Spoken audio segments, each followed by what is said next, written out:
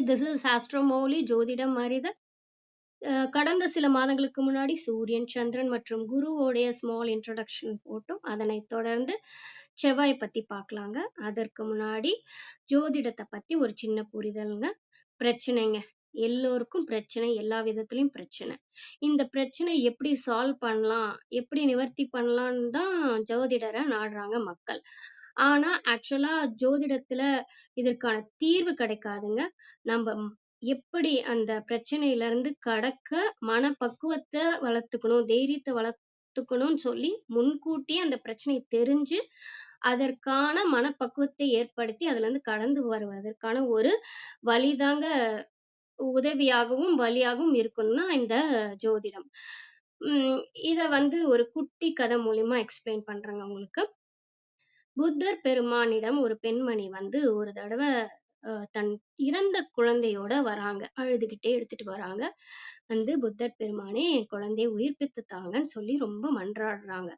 அப்போ புத்தர் பெருமான் என்ன சொல்றாருன்னா, சரிம்மா, நீ போய் யார் வீட்ல இறப்பு இல்லையோ அவங்க வீட்ல போய் ஒரு படி நெல் வாங்கிட்டு வா, அதற்கப்புறம் சொல்றேன்னு சொல்றாங்க. அவங்களும் எதையும் யோசிக்காம பதறி அடைச்சு நம்ம புள்ள பொழைச்சா போதும்னு சொல்லி ஓடுறாங்க எல்லார் வீட்டுக்கும். அப்போ இறப்பே இல்லாத வீடு இல்லைங்க. எல்லாரும் இறப்பு இருக்கிறத சொல்றாங்க. அவங்களால நெல் வாங்க முடியல. ஒருத்தர் சொல்றாரு, எப்படிம்மா இறப்பே இல்லாத வீடு இருக்கும், யோசிச்சு பாருமான்னும் போதுதான் புத்தர் சொன்ன அந்த வார்த்தைகள் அவங்களுக்கு புரிய வருது. அப்புறம் அவங்க மன்னிப்பு கேட்கிறாங்க புத்தர் பெருமானிடம் போய். மன்னிப்பு கேட்டு நல்ல ஆசி பெறுறாங்க. அப்புறம் புத்தர் பெருமான் சொல்றாரு, இதெல்லாம் ஒரு காரண காரியத்திற்காக தாங்க நடக்குது அப்படின்னு சொல்லி புரிய வைக்கிறாரு.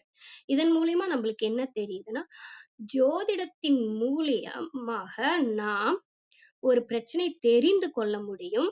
அதை தெரிஞ்சு மனப்பக்குவத்தையும் தைரியத்தையும் வரவழைத்து அதை எப்படி கடந்து செல்ல முடியும்ன்றத உதவிகரமாக இருப்பதுதான் ஜோதிடம். அதனால ஒரு பிரச்சனை வந்தா சால்வ் பண்ணிட முடியும்ன்றதை விட அதை எப்படி கடக்கணும்ன்றதுதான் நம்மளுக்கு முக்கியம். சோ வாழ்க்கையில நம்ம எவ்வளவு பிரச்சனைகள் கடந்து வந்திருப்போம் இது வரைக்கும். நம்ம திரும்பி பார்த்தா பிரம்மாண்டமா இருக்கும். அவ்வளவு பிரச்சனைகளை நம்ம கடந்து வந்திருப்போம். சோ கடந்து வரதான் முடியும், அதை சால்வ் பண்ண முடியாது.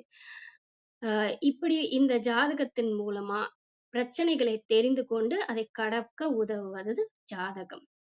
சரிங்க, இப்போ நம்ம செவ்வாய் பத்தி பார்க்கலாங்க.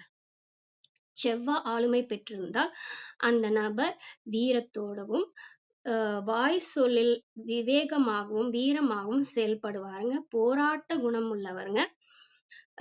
எல்லா விஷயங்களிலும் போராடிதான் வெற்றி பெற முடியுங்க.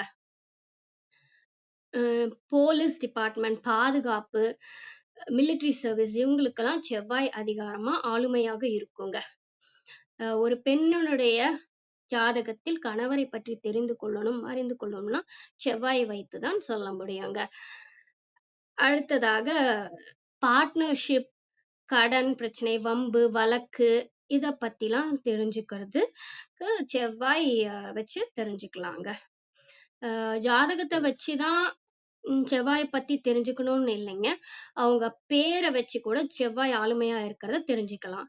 எப்படின்னா விஜய், மணி, செந்தில், முருகருடைய அத்தனை பெயர்களும் செவ்வாயை குறிக்கும் பெயர்கள். இவங்களுக்கெல்லாம் செவ்வாய் ஆளுமையாக இருக்குன்னு அர்த்தம். இவங்க வாழ்க்கையில எல்லாத்தையும் அனைத்தும் போராடி பெறுவாங்க, வெற்றி பெறுவாங்க. இது போன்ற தகவல்களுக்கு ஆஸ்ட்ரோமௌலி சேனலை சப்ஸ்கிரைப் பண்ணி லைக் பண்ணுங்க. நன்றி, வணக்கம்.